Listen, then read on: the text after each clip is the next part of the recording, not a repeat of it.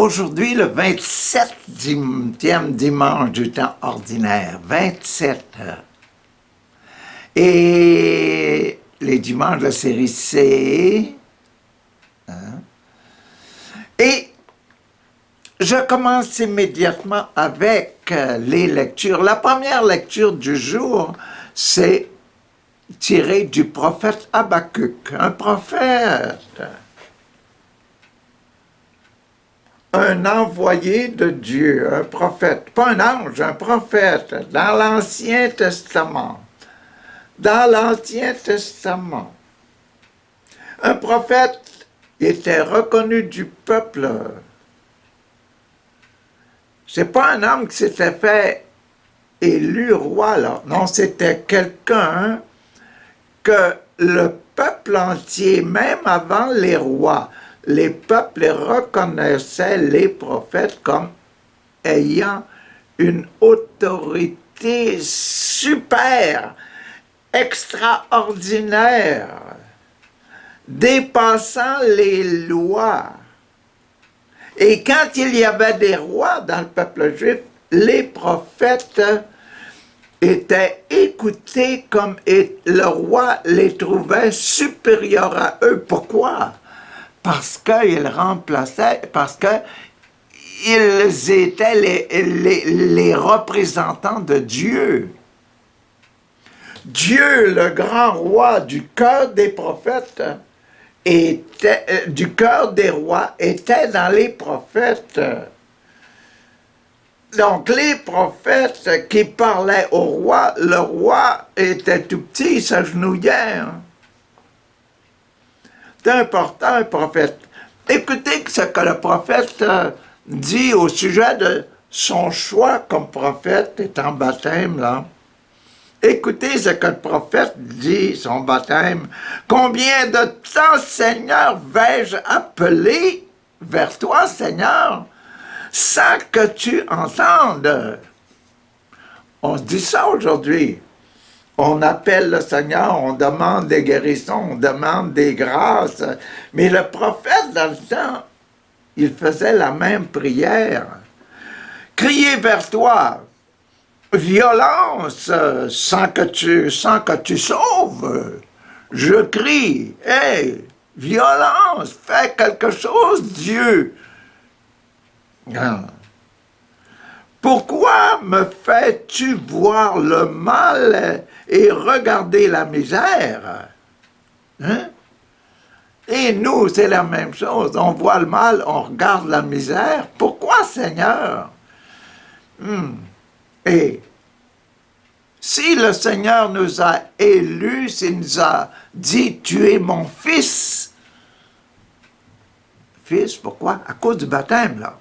À cause du baptême. Nous sommes des enfants de Dieu. Pourquoi est-ce que Dieu ne nous écoute pas? C'est comme le prophète, là. Bon.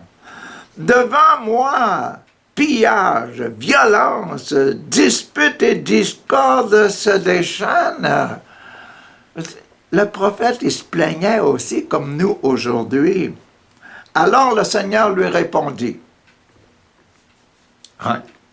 Qu'est-ce qu'il va répondre à son prophète?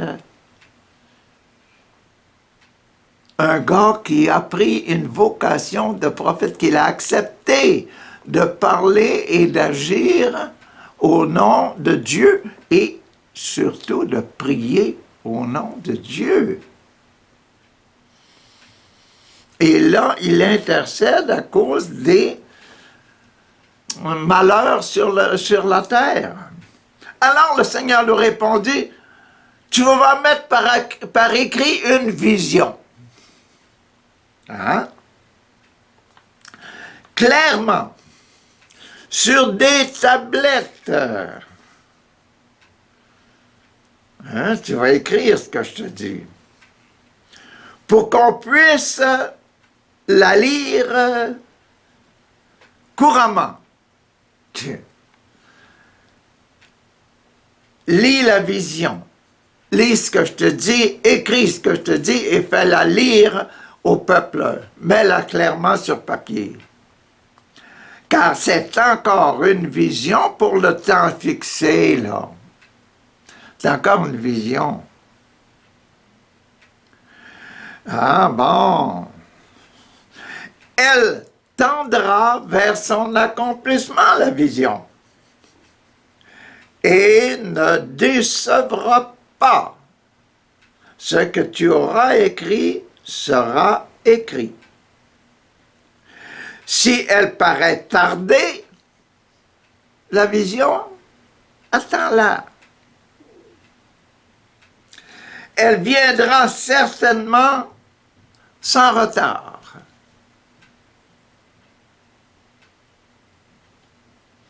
Ah bon. Écoute là, celui qui est insolent n'a pas l'âme droite, mais le juste vivra par sa fidélité.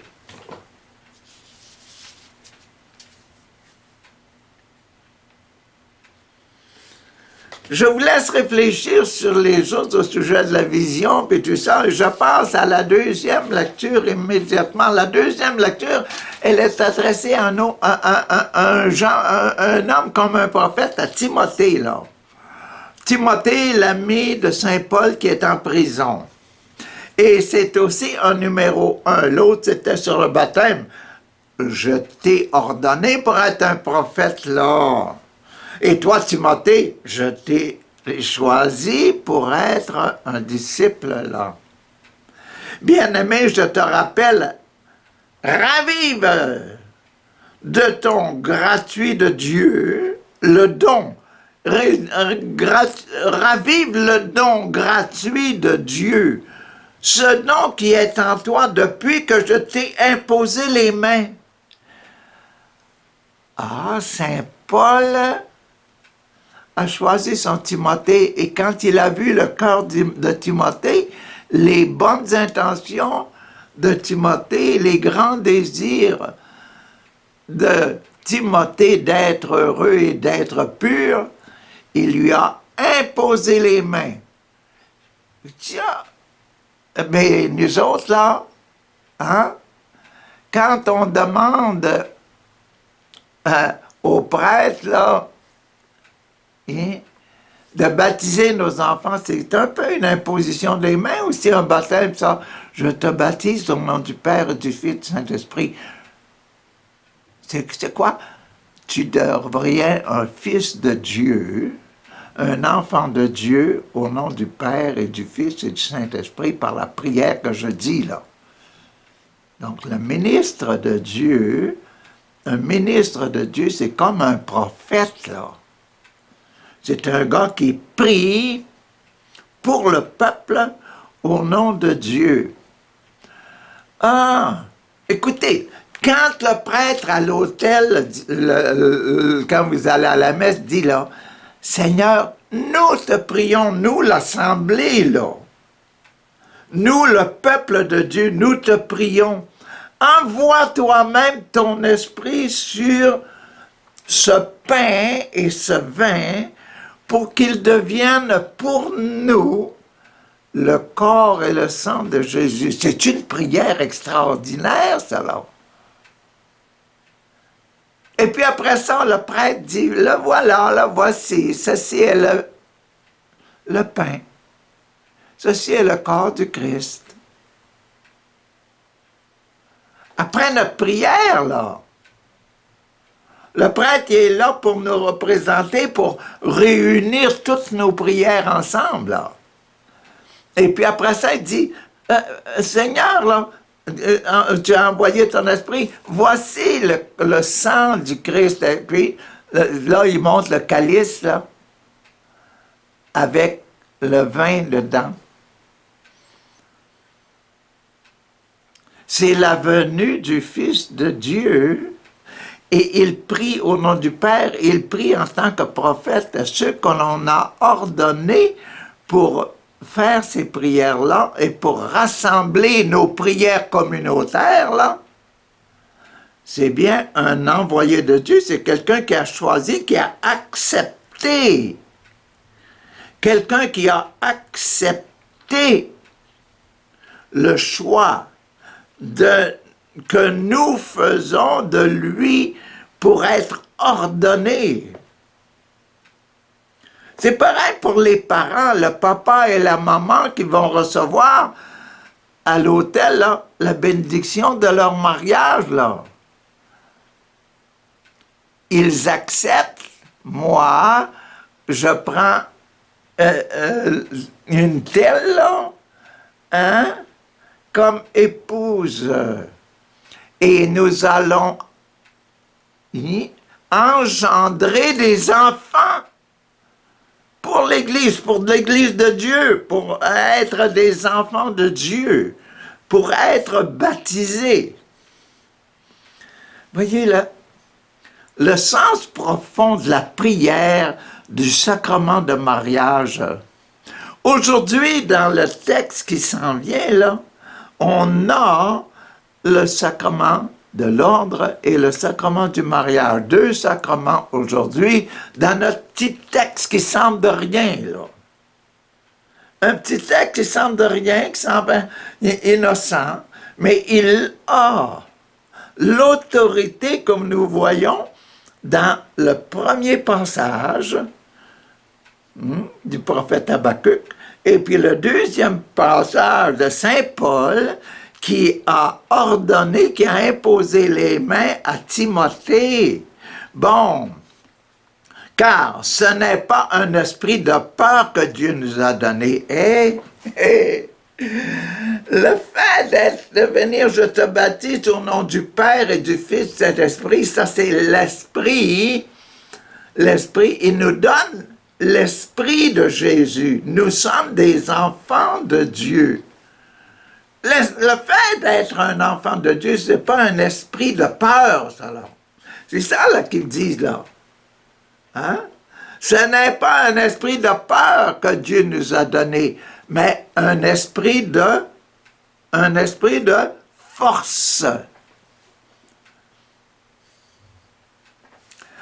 esprit de force. Ce n'est pas un esprit de peur. Il ne faut pas avoir peur d'être chrétien. Il ne faut pas être peur de montrer une belle petite croix. Pas être peur de montrer sa croix. Bon, mais un esprit de force, d'amour et de pondération. De force, d'amour, de l'amour du prochain. Et de pondération. Prends ton temps, force pas trop.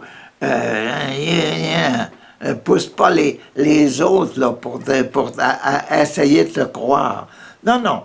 Ce que tu as reçu là, ce que j'ai reçu, moi, Paul, comme dit Saint Paul, là, je te l'ai donné, là, en t'imposant les mains. J'ai fait le signe au-dessus de toi parce que tu as bien accepté.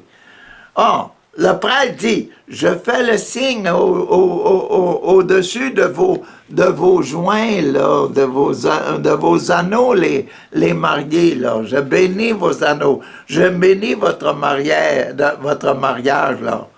Hein? Je bénis le fait que vous acceptez de devenir papa et maman, les enfants de Dieu. Le but principal du mariage, c'est d'être d'accord avec l'Esprit de Dieu, devenir des enfants de Dieu. N'aie donc pas honte de rendre témoignage de notre Seigneur. Ah, n'aie pas honte de moi non plus, que je suis prisonnier, mais avec la force de Dieu, prends ta part des souffrances liées à l'annonce de l'Évangile. Ah, bon, voilà. Tiens-toi au modèle donné par les paroles solides que tu m'as entendu prononcer dans la foi et dans l'amour qui est dans le Christ Jésus. Garde le dépôt de la foi dans toute sa beauté avec l'aide de l'Esprit Saint qui habite en toi. C'est à Timothée ça. Et nous, gardons le dépôt de la foi dans toute sa beauté avec l'aide de l'Esprit Saint qui habite en nous. Ah, c'est quoi l'Esprit Saint? C'est le désir de faire, de penser comme Jésus et de prier comme Jésus. Bon, voilà. Et l'Évangile, je vous disais que l'Évangile, il est court. Il est court. Deux petits passages, imagine-toi, c'est un passage, mais il est divisé en deux. Et parce que, je vais vous dire, parce qu'il est, il est sur l'autel de Saint-Luc. L'autel de Saint-Luc. L'autel de Saint-Luc, là, nous sommes ici, là. Nous sommes ici. Dans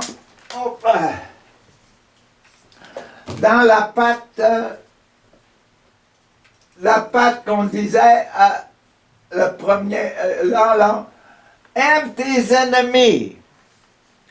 Aime tes ennemis. Ah, c'est ça. C'est le carré, tout le bloc là, qui contient 7 passages. Aime tes ennemis. Vous rappelez, frappe sur le jour, présente l'autre jour, etc. Et le principal, l'idée principale, l'esprit principal de ce passage-là, c'était, fais aux autres ce que tu voudrais qu'on se fasse à toi-même. Hein? Pour aimer son ennemi, il faut aimer le prochain comme soi-même. Donc, fais aux autres ce que tu voudrais qu'on te fasse à toi-même. Ah, c'est ça? Ben oui. Et là, on est dans ce fameux passage-là, on est dans ce fameux bloc-là, on est au dernier, le 6e et le 7e passage. Donc, on est ici, dans ce côté-là, ce côté ici, là. On est ici, dans le poignard. On est dans le poignard qui est au centre. Première chose en dessous de l'autel.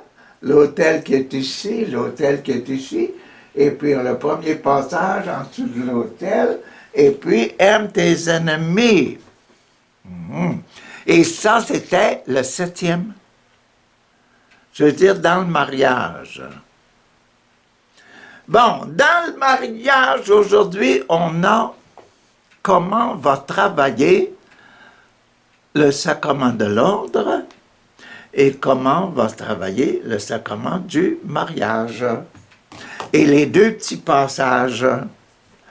Donc, on avait Luc de 5 aller jusqu'à 10, de 5 à 10, et là, de 5, 6, les versets 5 et 6, c'est au sujet de l'ordre, d'un ordonné. Un ordonné, celui qui a choisi quoi faire durant sa vie. Voyez-vous?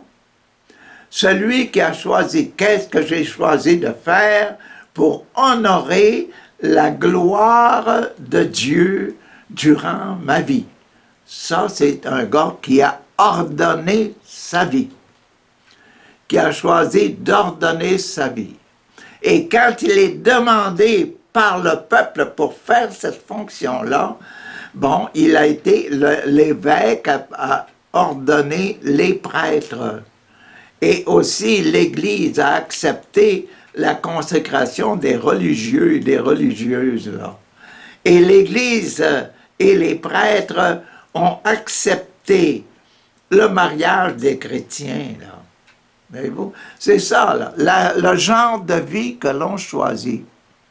Laïque ou marié. Bon. Voici donc la foi. La foi. Mais pour être Pour être un disciple, là, il faut croire, hein? Il faut croire d'abord en celui qui existe, celui qui nous a demandé de travailler pour lui, le bon Dieu qui a demandé de travailler pour lui, qui nous a appelés. On dit on est appelé par Jésus. Bien, Jésus, il est Dieu, lui. C'est Dieu qui nous appelle quand Jésus nous appelle. Il faut accepter ça, là. Que vous soyez papa, maman, éducateur, prêtre, pape, c'est le papa, Dieu qui vous appelle, là. Et vous avez accepté, comme Timothée et Habakkuk, là, ils ont accepté d'être un Timothée disciple, et Habakkuk, lui, était prophète. Ils ont accepté de faire ça. Donc, c'est le sacrement de l'ordre, là. Bon. Les apôtres dirent au Seigneur, « Seigneur, on se sent indigne de notre vocation, là. » Ils disent au Seigneur, « Augmente notre foi. » On va voir, on va voir. Le Seigneur répondit, hein? Seigneur, augmente notre foi. Le Seigneur répondit. Quoi? Quelqu'un a répondu. Le Seigneur répondit, si vous aviez de la foi, hein, gros comme une graine de moutarde. C'est petit, là. Une graine de moutarde. Vous pourriez dire à cet arbre, ce mûrier, là, déracine-toi et va te planter dans la mer, et il vous obéirait. Je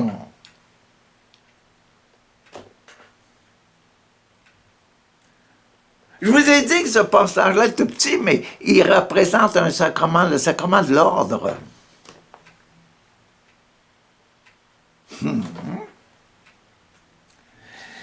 Tiens, imaginez-vous, il y a 2 jours, là, j'écoutais sur mon Internet, là, David Terry et Jérémie Potin qui est en train de dire aux gens, là, « Oh, voilà, nous sommes tous réunis, là. » Et savez-vous combien il y avait de personnes? Il y en avait... presque 1000 sur l'Internet. Nous autres, on voyait seulement David et puis Jérémie. Mais qu'est-ce qu'il faisait là? Il faisait prier les gens. Et puis, durant son émission, là, durant son Zoom, là, un Zoom, vous savez, maintenant, avec le monde actuel, c'est quoi un Zoom, hein? On se voit, puis on voit le monde, puis ils sont dans des petits carreaux de l'écran, là. Hein? Puis là, on peut se parler, puis on sait qu'on parle à du monde, là. Mais il y avait plus de 800 personnes, 700 personnes, 800 personnes, presque 1000 personnes qui étaient là, qui venaient prier pour des miracles. Moi j'ai mal aux dents, moi j'ai mal... Et là on a prié pour des os, on a prié pour des modules, les choses, les renflements de jambes, et puis les gens, c'était pas inventé, ça, c'était du réel, du chose qui se passe, le Zoom. Et puis les gens là, disaient, « Ah, moi là, ça a disparu. Mon pied, là, il est guéri. Moi, ma main, là, elle est guérie, là. » Etc., etc. Toutes sortes de belles choses qui se passaient pendant qu'on priait. Nous autres, là, tous les 800, on priait pour la même chose. Mais écoutez, quand on est durant la messe, là, puis on s'associe au prêtre, là, qui dit, « Seigneur, nous te prions. » Écoutez bien, là. « Seigneur, nous te prions. Nous te prions. Envoie ton esprit sur ce pain. »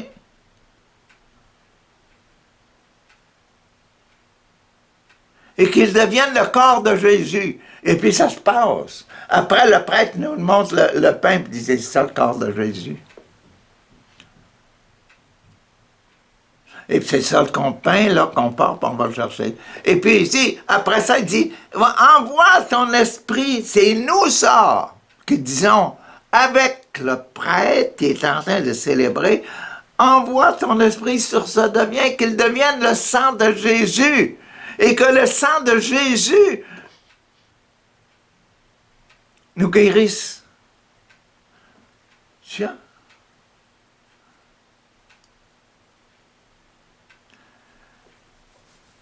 Vous avez entendu parler du fameux jeune Italien Acutis? Ça se passe dans nos églises actuellement, là, les expositions, toutes les expositions, l'exposition sur les miracles de l'Eucharistie dans le monde entier. Il y en a un tas.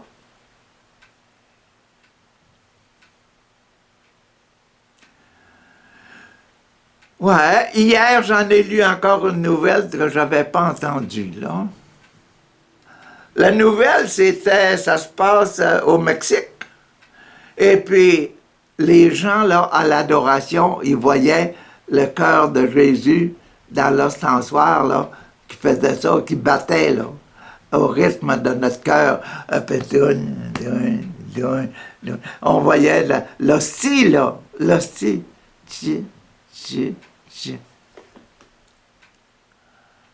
Acutis nous a parlé de ça. C'est un des miracles que Acutis nous a fait découvrir ça. Hein? Ça veut dire que la présence réelle, là, il faut avoir, ils disent là, tu veux être ordonné, aie la foi. Je pense qu'on ne croit pas assez à la présence de Jésus dans l'Eucharistie. Si on croyait plus à la présence de Jésus dans l'Eucharistie, là, puis si on demandait aux gens avant la messe, là, hein, est-ce qu'il y en a des malades ici dans la chose, là, dans l'église, là, dans la réunion où on est actuellement, dans la salle où on célèbre l'Eucharistie, et puis là, il y a des gens qui lèvent, moi j'ai mal au dos, moi j'entends pas bien. Je voudrais que le Seigneur travaille sur mes oreilles et me donne un meilleur entendement, d'entendre plus la voix des autres, là. Tiens, là, moi, les yeux, j'ai un œil qui voit pas clair. C'est comme s'il y avait un nuage dans un de mes yeux, là, je vois pas assez. Yeah, tu sais, c'est embêtant. On regarde nos yeux, on forme un œil, on voit clair. C'est comme s'il y avait un nuage dans l'autre, là. Je dis, moi, je voudrais être guéri de ça. Ben là, c'est des choses qu'on peut demander durant l'Eucharistie, dire, Jésus est là, puis quand Jésus était présent, là, à Nazareth, il s'en passait des belles choses. Puis savez-vous qu'est-ce que Jésus a dit? La première fois, un des premiers, dans, je ne me rappelle plus quel évangile, là, c'était celui qu'on dû descendre, le paralytique comme descendu à travers le toit, là, puis tout au-dessus de l'assemblée, là, il y a un trou, puis là, ils descendent le paralysé, puis le paralysé arrive, là, juste devant Jésus sur le terrain, sur le plancher. Et puis là, Jésus lui dit, mon fils, hein? Hein? Mon fils? Ben oui, c'est comme s'il le baptisait, là.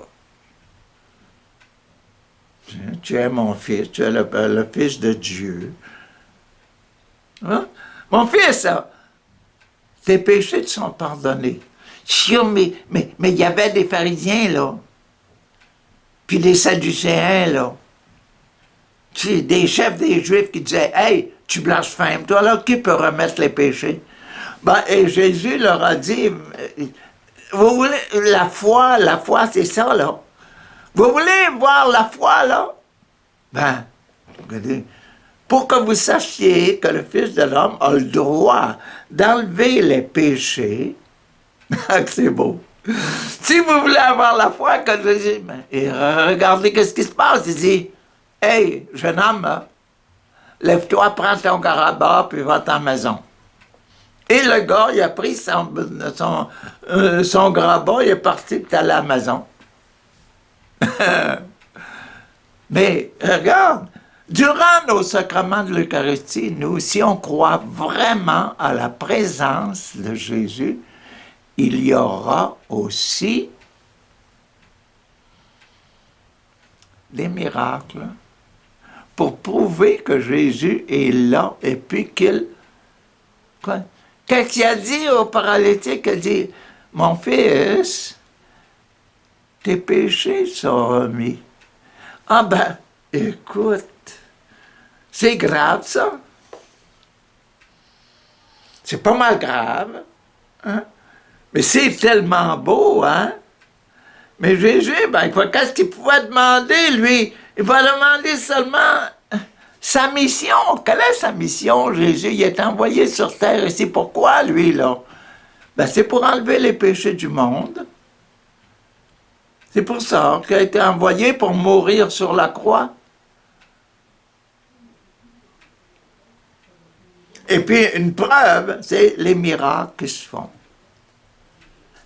Ah ben, t'es pas obligé d'être un catholique pour voir des miracles qui se font par tes prières. Ça, Père, envoie ton esprit pour que cet homme-là, là, il puisse se lever, prendre son grabat, s'en aller à la maison. Il faut avoir de la foi. Bon, donc, pour demander au Seigneur d'enlever mon mal de dents, d'enlever le mal qu'il y a dans mon œil, de déboucher mes oreilles, là, hein, d'enlever mon mal de dos, là, d'enlever le kyste qui est le fibrome ou bien de quoi que ce soit, là, ben, il faut avoir la foi de la présence de Jésus. Quand Jésus touche, là, yeah! Quand Jésus touche, il y a quelque chose qui se passe. Et nous, quand une autre façon de toucher, là, c'est de se laisser engager par Jésus. Quand vous acceptez d'être papa et maman, vous êtes touché par le bon Dieu pour devenir ceux qui font des enfants.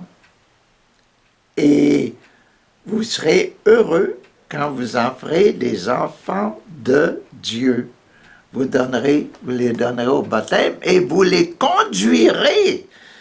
C'est donner le nom de baptême, puis les conduire dans l'orientation des Jésus-Christ, des actions de Jésus-Christ, ben, il faut les faire connaître, Jésus-Christ. Il faut les maintenir dans cette idée-là de Jésus-Christ. Ah, puis les maintenir, continuer, là, c'est le sacrement du mariage. Bon, le sacrement du mariage, écoutez, le sacrement du mariage, c'est la deuxième partie du passage d'aujourd'hui, le 27e dimanche, là. Bon, supposons ceci, l'un d'entre vous,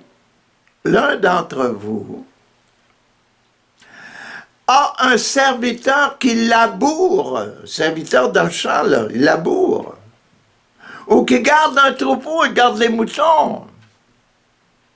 Bon. Tiens. Lorsque vous le voyez venir, lorsqu'il le voit venir, là, des champs,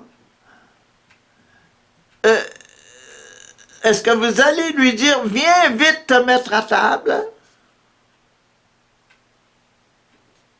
Oui, il t'en vient, il arrive à la porte, viens te mettre à table, là. Non, mais il lui dira plutôt, prépare mon repas, Tu es marié avec moi, tu es mon esclave.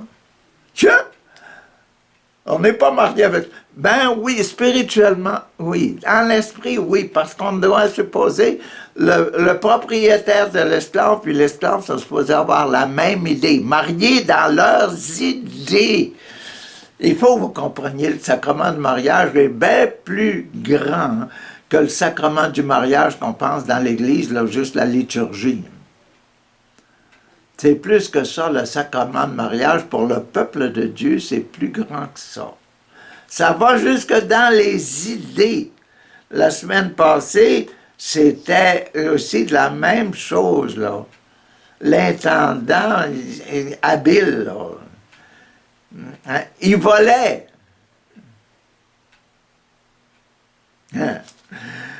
Donc, on lui dirait, prépare mon repas, puis change d'habit.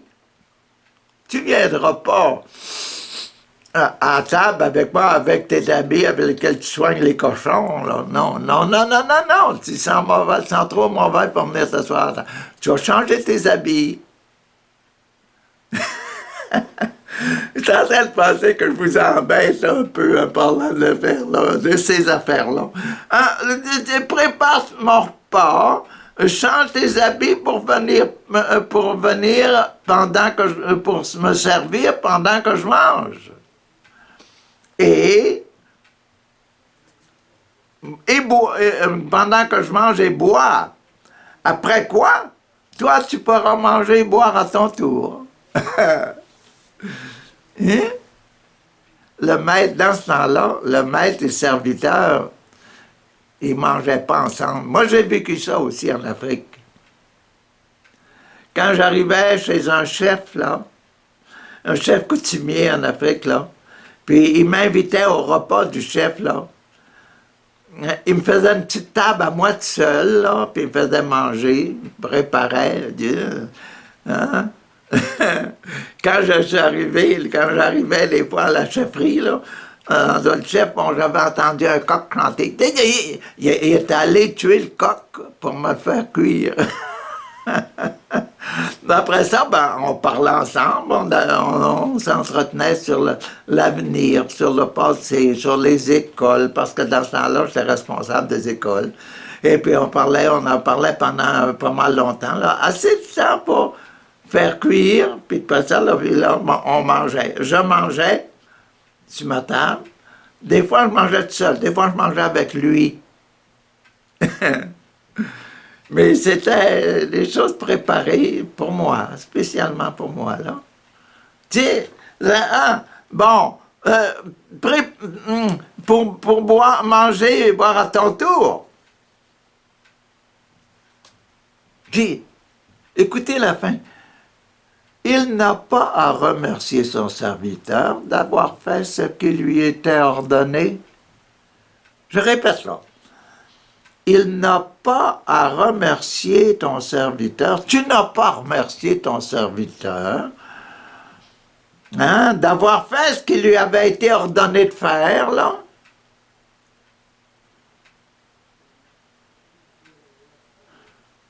Est-ce que vos enfants, vous autres, là, ils vous remercient chaque fois qu'ils vont manger à table? Dire merci d'avoir fait ton travail de la journée. Merci d'avoir gagné de l'argent pour tout le mois, puis toute l'année, puis m'avoir mis de l'argent en banque pour notre survie. Il n'est pas obligé de dire ça tous les jours. Mais papa, tu es ordonné, toi aussi, tu as accepté de vivre pour avoir des enfants de Dieu. Tu dois accepter tes obligations. C'est pas mauvais de réfléchir un peu à ça, hein?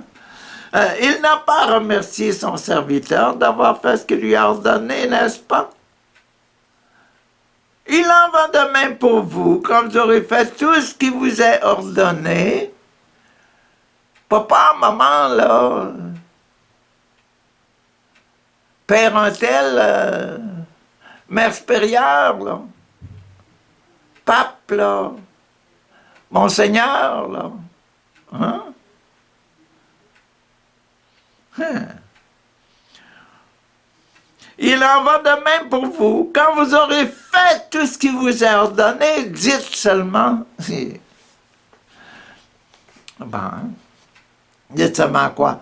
Nous sommes là de simples serviteurs.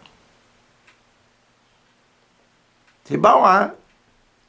Nous sommes de simples serviteurs. Nous n'avons fait que notre devoir. Voilà. Devoir, c'est quoi ça? C'est la volonté de Dieu. Si vous êtes un bon papa, là, vous allez travailler pour avoir toujours de la nourriture, puis avoir les moyens de déplacement de vos enfants pour aller à l'école, puis pour aussi assez d'argent pour, si jamais ils sont malades, là, les faire soigner, les faire donner la piqûre du COVID, et puis quand ils ont leur formation pour les sports, leur payer les taxis pour les amener ici, là. Les déplacements de compétition, puis ces affaires-là. Donc, tout ça, là, c'est votre devoir. L'évêque, c'est la même chose. Le pape, c'est la même chose envers l'Église, mais Dieu, le pape, il y en a un grand monde à embrasser. Hein. Quand je vois ça sur le Facebook, le pape qui embrasse la terre, là, ça fait une grosse bedaine pour le pape, là. C'est beau de voir ça, là, toutes les obligations qu'on a durant notre vie.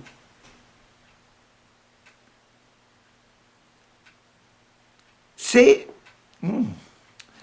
formidable de voir, quand on se met là, devant le Seigneur, on dit, qu'est-ce que tu nous demandes, Seigneur?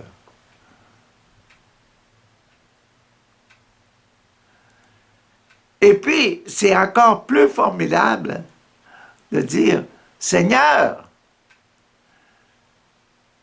prends-moi, là, utilise-moi pour faire le travail que je dois faire, là, que tu me demandes, là.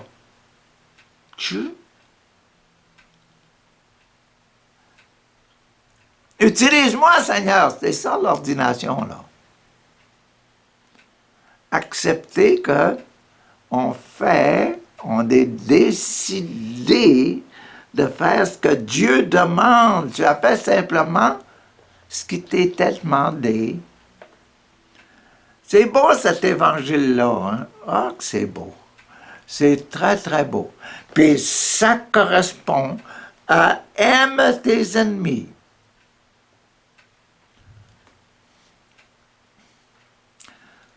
Un des ennemis, là, qui était dans ce que je vous ai dit, là, c'était la paralysie pour le gars qui est descendu par la toiture, là, juste devant Jésus.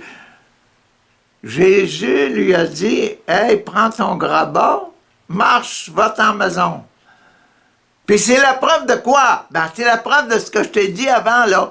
Tes péchés sont pardonnés, là. La plus grande maladie des deux, c'est pas d'être paralytique, c'est d'être un pécheur.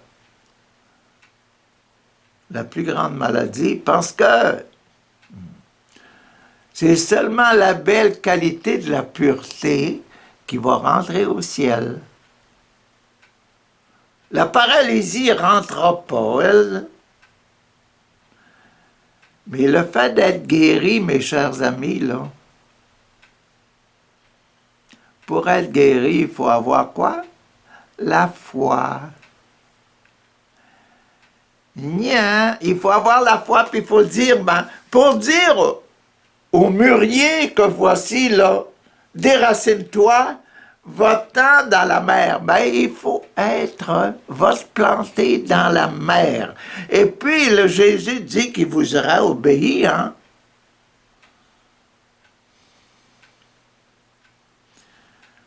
Ce qu'il y a de beau dans des choses, là, dans ceux qui font ceux qui obtiennent des miracles de l'Esprit Saint, des fois, ils commandent le kyste, là, ben, l'enflement de ton bras, là, au nom de Jésus, je te demande de diminuer. Et puis ça se passe, hein? Au nom de Jésus. La foi, la foi, la foi, mes chers amis.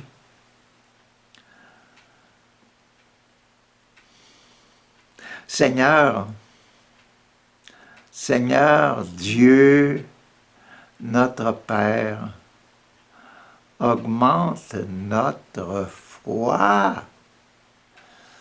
On a besoin, Seigneur, de croire en la présence réelle de Jésus dans l'Eucharistie.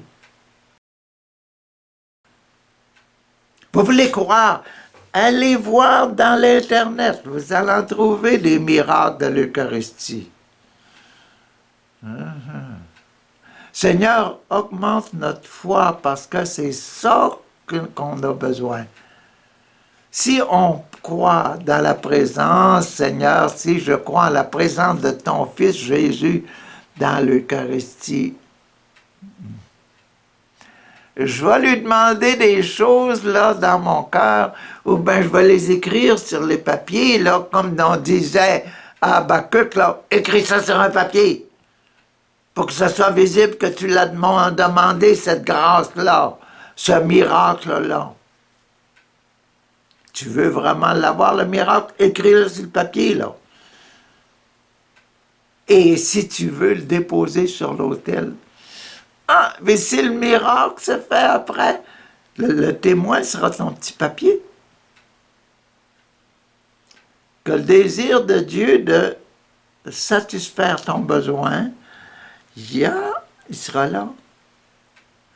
Ce serait beau. Je suggère qu'on écrive des intentions avant la messe, puis qu'on fasse déposer ça sur l'autel, ou bien sur une petite table à côté de l'autel avant la messe pour dire. Et puis après, là, si vous avez la grâce que vous avez demandée, si vous l'avez reçue, là, dites-le! Dites-le à l'Église, pour que l'Église aussi, si vous avez écrit, puisse voir si c'est vrai ce que vous avez écrit, là. Que vous l'avez écrit, c'est vrai que c'est une intention de prière pour le temps de la messe, pour le temps de l'Eucharistie, pour le temps où vous prenez l'Eucharistie pour la manger, là. Et que Jésus est au milieu de vous. Et que ça va être beau. Ah, j'ai hâte de voir la suite de tout ça. Ah, on va voir dimanche prochain qu'est-ce qu'on va nous demander.